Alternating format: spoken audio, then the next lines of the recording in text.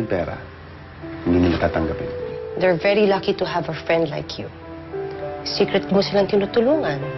Salamat din sa tulong mo, Celeste. Sana hindi makarating sa kanila na ako yung tumulong. A deal is a deal. Huwag ka mag-alala, Robert. Hindi malalaman ni Lumeng sa'yo nang galing ang pera. Then kalimutan na rin natin itong usapan.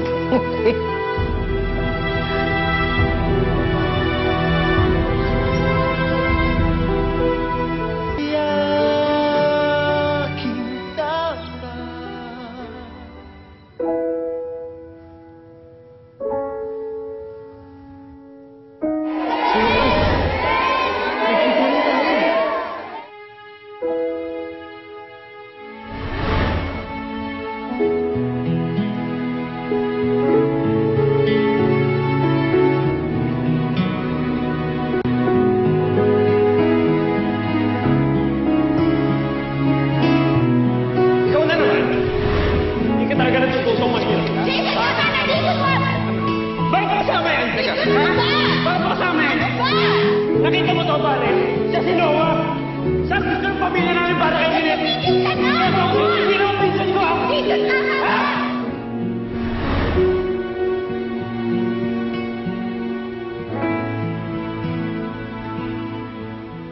Kailan kaya may babalik ang nakaraan?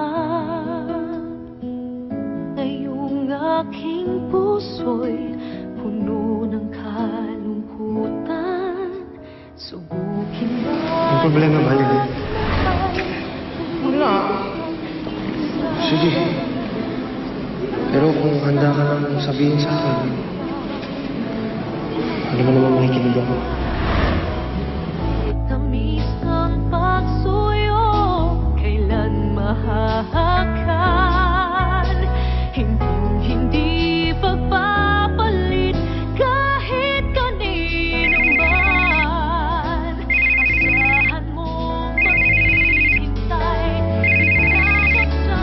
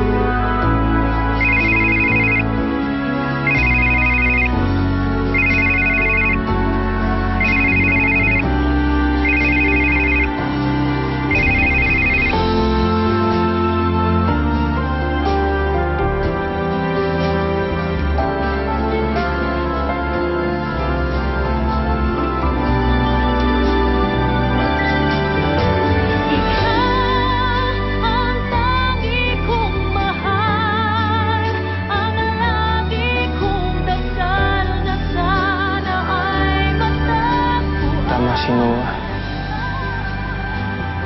Hindi tayo bagay, Lynette.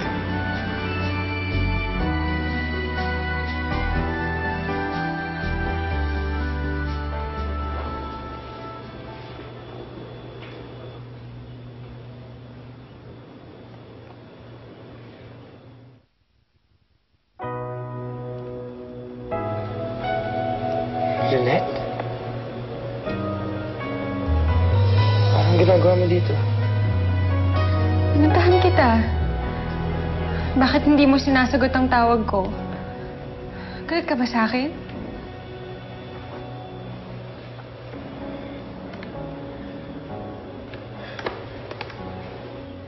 Sagani, kausapin mo ko.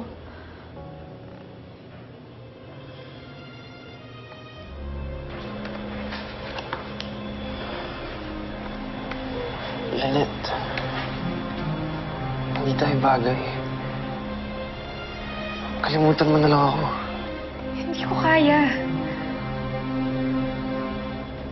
I love you.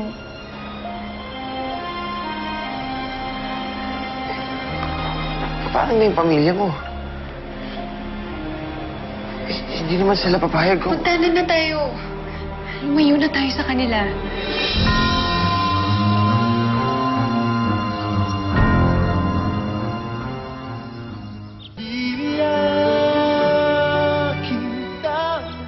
Sigurado ka ba? Oo naman. Mahal kita at ikaw ang gusto kong makasama. Lynette! Bakit kasama mo na naman yung Jorlogs na yan?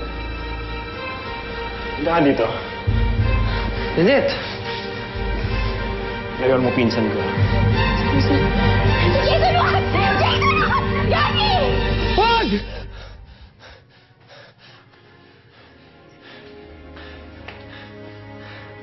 Sagani? Ano nangyari? Wala ho. Binangungot ho ata ako. Ay, ikagat mo dito sa unan para hindi mangyari. Wala akong tubig, tapos pag-usapan natin yan, ha? Huwag na ho. Ayoko na ho pag-usapan. Nakakatakot ho kasi. Sigurado ka? Opo. Patulog na lang ho kayo. Sige, matulog ka na rin.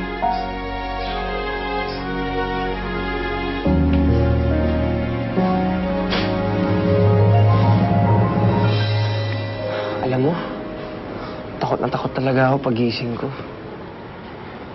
Akala ko kasi totoo yung nangyayari eh. Ay nako, Gani. Alam mo, sabi ng nanay ko, ang panaginip daw ay kabaliktaran na nangyayari sa totoong buhay. Ibig sabihin, hindi ka mamamatay. Eh, paano naman yung sa amin ni Lynette? Ibig sabihin, hindi na kami magtatanan. Hindi na kami magkakatuluyan. Yun ang di ko alam. Pero, sabi naman ng tatay ko, ang panaginip daw ay refleksyon ng kung anong nararamdaman natin pagising tayo. Kaya baka naman pinapakita lang sa panaginip mo kung ano yung sitwasyon mo ngayon. Nagusto ko si Lynette. Tapos ayaw naman ni Jason. Tumpak! Kaya huwag mo na masyado isipin yun. Ang ulit-ulitin mo na lang isipin, yung parating nag-I love you sa'yo si Lynette.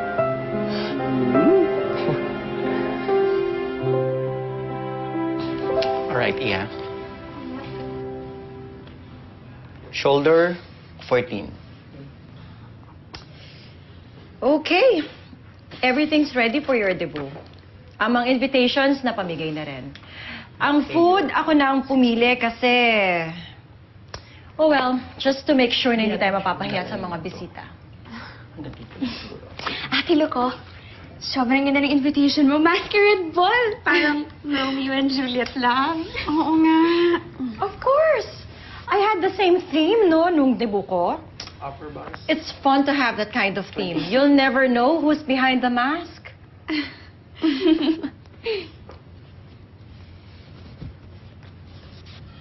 Sino mo palang escort ko? Yes. Yan ang gusto ng lolo mo.